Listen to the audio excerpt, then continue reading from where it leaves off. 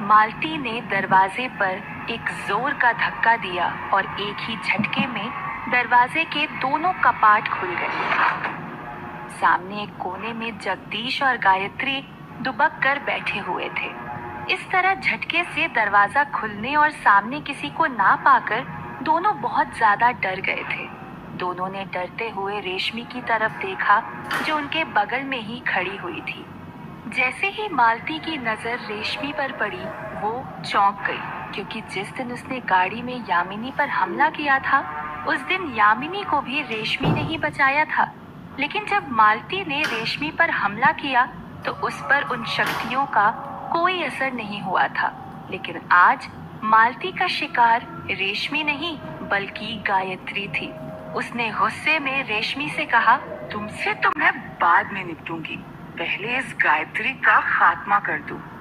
अब तक रेशमी भी समझ चुकी थी कि इस कमरे में मालती पहुंच चुकी है और ये बात वो जानती थी कि उस पर मालती की शक्तियों का कोई असर नहीं होता है। यही सोचकर वो उठ खड़ी हुई और उन दोनों के आगे कवच बनकर बैठ गई। मालती को रोकते हुए रेशमी ने इधर उधर देखते हुए कहा, तुम इन्हें कुछ नहीं करोगी, चली जाओ यहाँ से। ये देख मालती जोर जोर से हंसने लगी। इस मूर्ख को लगता है कि मेरी शक्तियों का असर इस पर कभी नहीं होगा। ये कहकर मालती आगे बढ़ते हुए रेशमी के करीब आई। उसके कंधे को पकड़ा और उठाकर फेंक दिया रेशमी को। रेशमी कमरे के दूसरे कोने की दीवार से जाकर टकराई। दीवार से टकराते ही उसके सिर से खून बहने लगा। ये देखकर जगदीश गायत्री बहुत ज्यादा डर गए। मालती ने अब वापस गायत्री की तरफ देखा। उसका पैर पकड़कर अपनी ओर खींचने लगी। गायत्री जगदीश से अलग होते जा रही थी। ये देख गायत्री ने जगदीश का हाथ पकड़ लिया। अब एक तरफ से मालती गायत्री को खींच रही थी और दूसरी तरफ से जगदीश गायत्री को रोक रहा था। इन दोनों के बीच गायत्री दर्द के मारे जोर जोर से रोए जा रही थी। बचाओ बचाओ, जगदीश जी बचाओ, कोई है। पर डर के मारे आसपास के सभी लोग अपने अपने घरों में कैद हो चुके थे। उधर काजल और प्रिया गायत्री को ढूंढ जरूर रहे थे, लेकिन उन्हें लग रहा था शायद वो दोनों जंगल की ओर गए होंगे। इसीलिए वो दोनों गांव की बजाय जंगलों में इन दोनों को ढूंढ रही थी। मालती गायत्री को लेकर बाहर आने ही वाली थी कि तभी उसे बहुत सारे काले सायों के साथ साय और अंगुना के हंसने की आवाज सुनाई दी। ये सब आवाजें सुनते ही पहले तो मालती चौंक गई, लेकिन एक ही पल में कुछ सोचते हुए इसके चेहरे पर मुस्कान आ गई। उसने मन ही मन कुछ सोचते हुए कहा, वाह अंगुना वाह, आखिर एक काला साया ही एक काले साये के काम आता है। मुझे तकलीफ में देखकर रहा नहीं गया ना तुमसे, और मेरा साथ देने के लिए यहाँ तक पहुँच गई। ये सब सोचते हुए मालती कुछ पल के लिए गायत्री को भूल ही गई और इस बात की पुष्टि करने के लिए गई कि वो सही है कि नहीं। उसने बाहर जाकर देखने का सोचा। उसने गायत्री का पैर छोड़ा और आसमान में जाकर देखने लगी। जैसे ही मालती ने गायत्री का पैर छोड़ा, गायत्री जो दर्द के मारे चीख रही थी वो शांत हो गई। ये देख रेशमी को अंदेशा हो गया कि मालती ने गायत्री को छोड़ दिया है।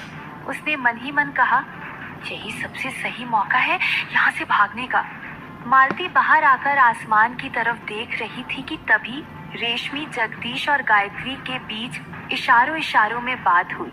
तीनों ने हिम्मत करके एक दूसरे का हाथ पकड़ा और वहां से बाहर की तरफ भागे। मालती जो दरवाजे पर ही खड़ी थी, उसे पीछे से एक झटका लगा। जैसे ही उसने इन्हें भागते हुए देखा, वो गुस्से से आग बबूला हो गई। वो भी इनको पकड़ने के लिए पीछे पीछे उड़ने लगी। जगदीश अपने साथ गंगा जल की बोतल भी उठा लाया था, जिसमें अभी भी थोड़ा गंगा जल बचा हुआ था। वो थोड़ा थोड़ा गंगा जल पीछे की तरफ छिड़कने लगा, जिसकी वजह से मालती उनके पास नहीं आ पा रही थी। कुछ दूर दौड़ने के बाद ही जंगल शुरू हो चुका था, जहाँ काजल और प्रिया भी इन सबको ढूंढ रही थी। ये सब उनकी तरफ ही बढ़ रहे थे, पर गंगा जल के कुछ आखिरी छींटे ही बचे थे। ये देख सब लोग काफी डर गए। जगदीश ने अपने हाथ में गंगा जल की आखिरी मुट्ठी भरी और मालती की तरफ फेंक दी। अब गंगा जल पूरी तरह खत्म हो चुका था। ये देख मालती मुस्कुराने लगी। उसने अपने उड़ने की गति को बढ़ा दिया, लेकिन जैसे ही वो गायत्री पर झपट्टा मारने ही वाली थी कि तभी एक आग का गोला उसके आगे आकर गिरा। देखते ही देखते सामने की तरफ आग ही आग जलने लगी। मालती ये देखकर चौंक गई। जैसे ही वो उस आग को पार करने के लिए उसके ऊपर से जाने लगी, वो आग की लपटें और सुलग गई, जिससे उसका साया आग की चपेट में आने लगा। उसे समझ नहीं आ रहा था कि आखिर ये किया किसने है, लेकिन अब वो उस आग की तपन बर्दाश्त नहीं कर पा रही थी। सबसे पहले उसने अपनी जान बचाने का सोचा। वो वापस पीछे की तरफ मुड़ी और गांव की तरफ जाने लगी। पीछे लगी आग से ये तीनों भी समझ गए थे कि किसी न किसी ने उनकी जान बचाई है। ये सोच सबकी जान में जान आई, लेकिन अभी भी उन्होंने दौड़ना जारी रखा। मालती भी उड़ती हुई जंगल से बाहर गांव की तरफ आ चुकी थी। आग से बचने के बाद आखिरकार उसने भी राहत की सांस ली, लेकिन आज 3 बार शिकार उसके हाथ लगने के बाद भी उसके चंगुल से निकल चुके थे। ये सब सोचकर मालती झल्ला गई थी। अब उसे चंद्रकला की कही हुई बातें याद आने लगी थी कि आज उसका आखिरी दिन है। अब तक तो उसे अपने आप पर और अपनी शक्तियों पर बहुत घमंड था, लेकिन कहीं ना कहीं अब उसे चंद्रकला की बातों से डर लगने लगा था। अंदर ही अंदर वो भी जानती ही थी कि वो जो कुछ भी कर रही है वो सही तो है ही नहीं, जिसके लिए उसे अंगुना ने न जाने कितनी बार रोका था, और यहाँ तक कि जितेंद्र ने भी मना किया था। लेकिन वो शक्तियों के मोह में इतनी ज्यादा उलझ गई थी कि उसने किसी की एक नहीं सुनी थी। शायद इसी की सजा उसे मिल रही थी। एकाएक उसे जितेंद्र की और अपने बच्चे की याद सताने लगी थी। पिछले कुछ समय में उसने जितने भी कुकर्म किए थे सब उसकी नजरों के सामने दिखाई देने लगे थे। मालती ने भी शायद ये मान लिया था कि सच में आज उसका आखिरी दिन है। मालती ये सब सोच ही रही थी कि तभी आसमान में फिर से उसे काले सायों की साए साए और अंगुना के हंसने की आवाजें आने लगी थी। मालती ने देखा कि अंगुना सैकड़ों काले सायों के साथ उसकी तरफ बढ़ रही थी, लेकिन ये देखकर उसकी आंखें फटी की फटी रह गई कि अंगुना के हाथ में आज उसका सबसे शक्तिशाली अस्त्र मेरुदंड भी था। मेरुदंड कोई सामान्य अस्त्र नहीं था, बल्कि काली दुनिया के सबसे शक्तिशाली और सबसे पहले काले साए के शरीर की रीढ़ की हड्डी से बना हुआ अस्त्र था, जो काले सायों में सबसे शक्तिशाली काले साए के पास रहता था। उसके अलावा अगर कोई उसे छूने की कोशिश भी करता था तो भी वही भस्म हो जाता था। और इस वक्त सबसे शक्तिशाली काला साया अंगुना ही थी, इसीलिए मेरुदंड उसके पास था। मेरुदंड की सबसे बड़ी शक्ति ये थी कि इसके प्रहार से कोई नहीं बच पाता था। यहाँ तक कि किसी काले साए को खत्म करने के लिए भी मेरुदंड का ही इस्तेमाल किया जाता था। आज अंगुना मालती को समाप्त करने के लिए ही अपने साथ मेरुदंड लेकर आई थी, लेकिन इस शस्त्र का एक बहुत बड़ा अभिशाप भी था। ये मेरुदंड तभी इस्तेमाल होता था जब इसकी सबसे ज्यादा जरूरत होती थी। बिना इसकी जरूरत के ये मेरुदंड एक रीढ़ की हड्डी के अलावा कुछ भी नहीं था। काले सायों के आगमन से सिर्फ मालती ही चिंतित नहीं थी, बल्कि चंद्रकला और टीले वाले बाबा भी उतने ही चिंतित थे। आसमान में चारों तरफ काले साए देखकर चंद्रकला ने चिंतित होते हुए टीले वाले बाबा से कहा, बाबा, अंगुना अपने काले सायों के साथ मायापुर पहुंच चुकी है। हमें जल्द से जल्द प्रतिष्ठित यज्ञ शुरू करना होगा। टीले वाले बाबा ने भी हामी में सिर हिलाते हुए कहा, हाँ चंद्रकला, वैसे भी अब समय हो ही गया है, अब हमें देरी नहीं करनी चाहिए। कहकर दोनों यज्ञ के पास जाकर बैठ गए और यज्ञ की प्रक्रिया शुरू कर दी। इधर मालती जहां अपने कुकर्मों को सोचकर दुखी हो गई थी, वहीं जब उसने मेरुदंड देखा तो खुश हो गई, क्योंकि वो ये सोच भी नहीं पा रही थी कि अंगुना उसको खत्म करने के लिए मेरुदंड लाई थी। उसे तो लग रहा था कि शायद अंगुना चंद्रकला को खत्म करने के लिए मेरुदंड लेकर आई होगी। यही सोचकर मालती ने खुश होते हुए अंगुना से कहा, मैं जानती थी अंगुना तुम जरूर आओगी। एक इंसान एक काले साए को खत्म करने की धमकी दे और वहाँ अंगुना नहीं पहुँचे, ये हो ही नहीं सकता था। जाओ और इस मेरुदंड से खत्म कर दो उस चंद्रकला का किस्सा हमेशा हमेशा के लिए। ये सुनकर अंगुना और कटीली ने एक दूसरे की तरफ देखा और दोनों जोर जोर से हंसने लगे। अपनी हंसी रोकते हुए अंगुना ने कहा, तुम इतनी बेवकूफ कैसे हो सकती हो मालती? हम चंद्रकला को मारने नहीं बल्कि तुम्हें खत्म करने आए हैं। ये सुनकर मालती के होश उड़ गए। उसे समझ नहीं आया कि आखिर अंगुना कहना क्या चाहती है।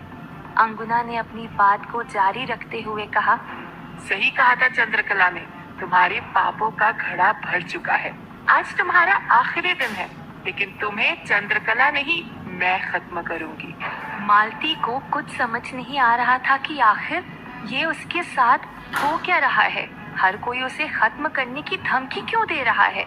उसने अंगुना से कहा, तुम पागल हो गई हो अंगुना? एक काला साया होकर दूसरे काले साए को खत्म करोगी? इसका परिणाम जानती हो? अंगुना ने जवाब देते हुए कहा, तुम मुझे परिणाम के बारे में मत सिखाओ मालती। किसी भी परिणाम के बारे में मैं तुमसे ज्यादा ही जानती हूँ, लेकिन तुमने जो किया है उसका परिणाम तुम्हें आज भुगतना पड़ेगा। दरअसल अंगुना अभी भी नहीं चाहती थी कि उसे मेरुदंड का इस्तेमाल करना पड़े। इसीलिए उसने साथ आए सभी काले सायों को मालती पर हमला करने को कहा, ताकि उसकी शक्तियों का इस्तेमाल भी ना हो और उसे मालती की सारी शक्तियां भी मिल जाए। जैसे ही अंगुना ने इशारा किया, सारे काले साए मालती की तरफ बढ़ने लगे। ये देख मालती बहुत ज्यादा डर गई थी। सैकड़ों काले साए मालती के इर्द गिर्द मंडराने लगे। उसके चारों ओर चक्कर लगाते हुए सभी काले साए जोर जोर से हंस रहे थे। लेकिन 12 साल और 12 दिन की कैद और इतने बच्चों का शिकार करने के बाद मालती की शक्तियां इन काले सायों से तो कई गुना अधिक ही थी। तो इतनी आसानी से तो वो इन काले सायों से खत्म नहीं होने वाली थी। और किसी भी काले साए को भस्म करने के लिए अग्नि ही सबसे कारगर सिद्ध होती है। तो इससे पहले कि वो काले साए मालती पर हमला करते, मालती ने मन ही मन कुछ मंत्रोच्चार किए और अपने अंदर अग्नि उत्पन्न करने लगी। देखते ही देखते मालती एक लाल अग्नि की तरह तपने लगी थी। ये देख आसपास के काले साए काफी डर गए थे। कुछ कमजोर साए तो मालती के आसपास टिक भी नहीं पा रहे थे और वो वापस अंगुना के पीछे चले गए। मालती ने अपने अंदर की सारी अग्नि अपने मुंह के अंदर एकत्रित कर ली। मालती ने मन ही मन कहा, अगर मैं खत्म होऊंगी तो बहुत को लेकर खत्म होंगी। इतना कहकर मालती ने अपने मुंह से जोर की फूंक मारी और उसके मुंह से आग की लपटें निकलने लगी। उस आग में उसके सामने खड़े बहुत सारे काले साए भस्म हो गए। काले सायों के बीच चारों तरफ त्राहिमाम मच गया। सब वापस अंगुना के पीछे छुपने लगे। तभी मालती ने एक बार फिर भागते हुए काले सायों के ऊपर अपने मुंह से अग्नि बरसा दी। देखते ही देखते और भी बहुत सारे काले साए मालती के गुस्से की आग में जलकर भस्म हो गए। मालती की आग के लपटों से सिर्फ काले सायों में ही त्राहिमाम नहीं मचा हुआ था, बल्कि नीचे गांव वालों में भी हाहाकार मच गया था। क्योंकि गांव वालों को काले साए तो नहीं दिखाई दे रहे थे, लेकिन मालती के मुंह से निकली आग की लपटें सभी को दिखाई दे रही थी। और सिर्फ दिखाई ही नहीं दे रही थी, बल्कि वो आग की लपटें नीचे लोगों के घरों पर भी पड़ रही थी, जिससे लोगों के घर भी जलने लगे थे। गांव के सभी लोग डर के मारे अपने अपने घरों से बाहर आ गए थे। उधर शमशान में चंद्रकला और टीले वाले बाबा ने प्रतिष्ठि यज्ञ शुरू कर दिया था। आसमान में दिखाई दे रहा अंगुना और मालती का युद्ध इन दोनों को भी विचलित कर रहा था। जैसे ही यज्ञ की अग्नि जलने लगी, टीले वाले बाबा और चंद्रकला दोनों ने प्रतिष्ठि यज्ञ के मंत्रोच्चार शुरू कर दिए। एक बार टीले वाले बाबा मंत्रोच्चार कर रहे थे और पीछे पीछे चंद्रकला दोहरा रही थी। ओम ह्रीं क्लीं कंकाल कपालिनी स्वाहा। ओम ह्रीं क्लीं कंकाल कपालिनी स्वाहा। जैसे ही दोनों ने एक एक बार मंत्रोच्चार किया, प्रतिष्ठी यज्ञ ने अपना असर दिखाना शुरू कर दिया। एकाएक मायापुर के ऊपर बादल छाने लगे और बिजलियां गड़गड़ाने लगी। ये देखकर सिर्फ गांव वाले ही नहीं, बल्कि अंगुना, कटीली और मालती भी हैरान रह गए थे। टीले वाले बाबा और चंद्रकला ने एक बार फिर मंत्रोच्चार दोहराया। ओम ह्रीं क्लीं कंकाल कपालिनी स्वाहा। ओम ह्रीं क्लीं कंकाल कपालिनी स्वाहा। हर एक मंत्रोच्चार के बाद प्रतिष्ठी यज्ञ अपना अलग रूप दिखा रहा था। अगले ही पल जोरों की बारिश शुरू हो गई। बारिश देखकर सभी गांव वाले खुशी से नाचने लगे, क्योंकि उनके घरों में लगी आग बारिश ने तुरंत बुझा दी थी। लेकिन उस तेज बारिश में भी प्रतिष्ठी यज्ञ की अग्नि उसी तरह जल रही थी। घनघोर बारिश के बीच देखते ही देखते चारों तरफ हवाओं में मंत्रोच्चार गूंजने लगे थे। ओम ह्रीं क्लीं कंकाल कपालिनी स्वाहा। जैसे ही प्रतिष्ठी यज्ञ के मंत्रोच्चार अंगुना के कानों में पड़े, अंगुना चौंक गई। उसने चौंकते हुए कहा, प्रतिष्ठी यज्ञ? अंगुना के मुंह से ये सुनते ही सभी काले सायों में, यहाँ तक कि मालती और कटीली की भी आंखें फटी की फटी रह गई। आखिर क्या परिणाम होगा इस बार प्रतिष्ठी यज्ञ का? मालती अंगुना के द्वारा भस्म हो जाएगी या टीले वाले बाबा और चंद्रकला मिलकर उसे कैद कर लेंगे?